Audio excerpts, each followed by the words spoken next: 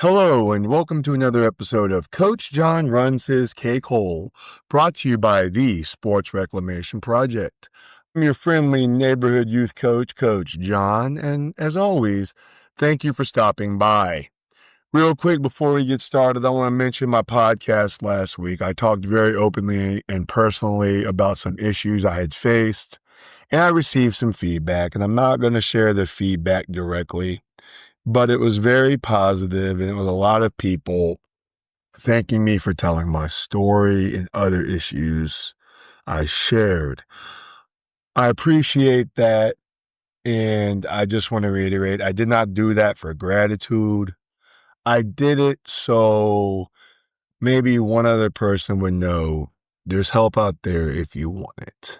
And there's ways to get it when you need it. So thank you for the kind words, and remember, be kind to each other. The world is an ugly place.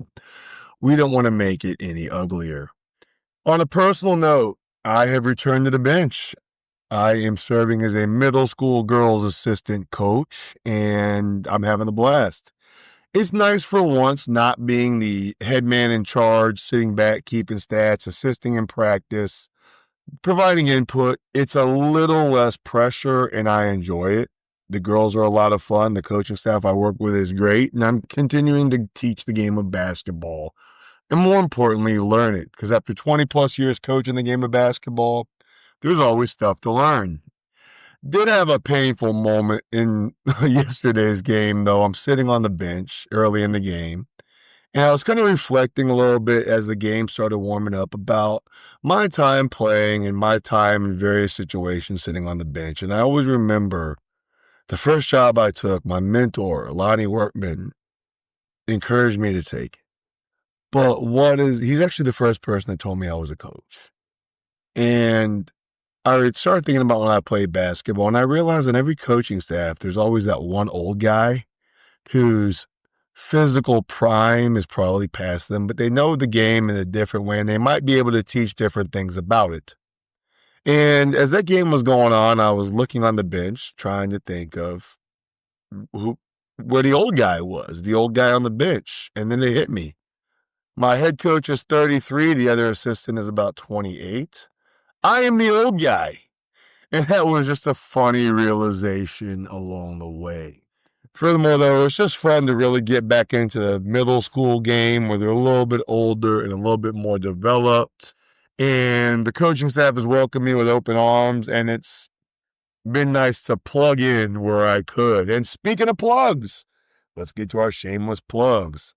If you have not liked, shared, or followed us on the internet, you can follow us at the Sports Reclamation Project on Facebook. You can find us on Instagram at the_Sports Reclamation Project. Or you can go to our website, www.sportsreclamationproject.com. Check out that resource page if you're a coach. Recently, we went through middle school cuts. As you know, when you cut in middle school, the emails come from parents. I created a template, a basic clean-cut template for when parents email you that lays it out very clearly why their child didn't make the cut. So you can go ahead and check that out. And while you're there, go ahead and click on that shop link. You are able to see various pieces of merchandise that we offer at the Sports Reclamation Project. T-shirts, hats, you name it, we sell it. Hoodies for the winter. Go ahead and make a purchase if you feel motivated to, because that money does not go into my pocket, does not go back into the Sports Reclamation Project's pocket. It goes into our scholarship fund dedicated to meeting the needs of needy youth athletes or less fortunate youth athletes. That's where it goes to, so check it out. Also, TrueVictory.com. True Victory is a sportswear and streetwear brand founded by military and first responders. You can visit them at www.truevictory.com and use the promo code Reclamation for 15% off your purchase. Now, without further ado, let's dive into this week's topic. So, girls had the first game yesterday. Our ladies dominated, one walking away, won by 30 points. It was great because we were able to cycle all the young ladies in and get them some minutes to help them grow. You know how I feel about blowouts. We were able to implement some things in the blowouts. However, being the assistant, it's kind of fun. You don't have as much pressure, so you can listen to other things, observe other things. And during a timeout, there really needs to only be one voice. So I took it upon myself to kind of tail back and listen, but also kind of observe the environment. And I overheard the other coach, the opposing coach, absolutely just getting on to the referees and tearing into the referees about the job they were doing. Now, mind you, it's middle school basketball. You get what you pay for with referees, and these gentlemen were letting the girls play. It wasn't out of hand. They were letting them play on both sides of the ball. But it reminded me of a piece I wrote, kind of tongue-in-cheek, when, there's a referee shortage. Everybody knows one. So a few months ago, tongue-in-cheek, I kind of put out a personal ad or a want ad for referees. And because I was really busy this week, I didn't have time to generate a topic or conversation piece. So I just wanted to share this one ad I wrote so you can understand what it's like being a referee. Maybe you'll like it and you'll want a referee. Maybe you won't. But I just want you to hear me out and understand that this is what it's like being a referee. So you want to be a referee. It's really easy, though. I mean, anybody can do it. I've said that before. The first thing you need to know about being a referee is you have to know and be able to interpret every rule and make a decision within a split second at a full speed from what at times is a difficult angle. Sometimes referees out of position, You think you can do this, right? Now, did I mention that this is done upwards of 100 times a game and there is no replay? You don't have the ability to watch it happen multiple times from your camera. But hey, the job is easy, right? You just need to get better at it. You also need to be aware that no matter the decision made or foul called, approximately 50% of the audience is going to think you're wrong, and a portion will vocalize that opinion. Even though they're 75 feet away and have an obstructed view, you are wrong and they're going to let you know about it. Some of them will even visit you on the court, field, or pitch to let you know you are wrong, sometimes through verbal and other times physical means. Some will even be so ready to help you out that they will approach you in the bathroom while you're relieving yourself on one of your very few short breaks.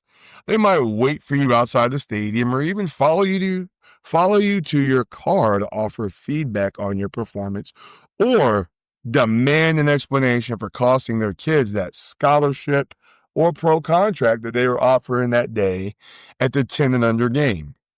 If you take issue with such feedback, ignore it and just grow thicker skin. As for coaches, they will help you out by yelling what they think the call should be. However, and oddly enough, they're quiet when the call or miscall favors their team. Don't worry though, take it personal. They're just sticking up for their team by demanding you be absolutely the best you can be as long as it does not affect their team. These coaches never get out-coached. They never play better competition. Their successes and failures solely rely on you and your whistle. And if they lose, it is most likely your fault. But hey, that comes with a job, right? Don't worry, when your efforts cost their team a win, they'll want your name and you'll never referee there again. They'll promise you that. As for the players, you gotta let them play. But don't let their opponents get away with cheating because that's the only way they can win is by cheating. If a big play is made and they choose to celebrate and taunt their opponent, let them be kids. However, harshly penalize anyone on the other team who takes exception to being shown up.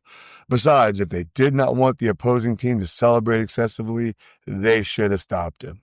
However, since they didn't, there is no reason to show poor sportsmanship. Like I said, refereeing is easy and there's work aplenty. So plentiful, in fact, that you can do up to 9 games a day. Surprising for a job that's so easy, right? So I ask you again, do you want to be a referee? Little tongue-in-cheek there about being an official, but I want to say they don't get enough credit, and some schools don't take care of them. Some facilities don't take care of them. And I'm adamant that you want to keep referees and recruit more referees. You got to take care of them. Without referees, it's just a scrimmage. Are they always right? No. but they're out there just like your players doing the best they can, just like the coaches doing the best they can. And I can assure you of two things. One, I have never called a perfect game. I miss calls every game. But I've also never overturned a call because some parent or coach wants to yell and be obnoxious about it. Two, I can assure you, most referees don't even know who's playing team-wise. And no referees truly care who wins or loses. There are no side bets. There's nobody corrupt. There's no cheating. They're human, just like the players and coaches. And that's about enough of that. Folks, thank you for continuing to tune in. Thank you for continuing to share and subscribe. Thank you for continuing your feedback to my page. I love doing this. I look forward to doing this. It makes me happy. And I appreciate that I'm able to reach people. As always, though, I like to open the floor up for any feedback or comments. If you want to come on the podcast and talk about something, if you want me to talk about something, you can find me at john@sportsreclamationproject.com. You can find me on Facebook at thesportsreclamationproject.com, or you can find me on Instagram at _sportsreclamationproject. Either way, though, I hate to say that's it, that's all, but I hope you've had a ball. If you are going to your child's game today, remember, be kind to the referees, thank the coaches, and as always, tell your kid you love watching them play. This is John with the Sports Reclamation Project, and we will talk again later.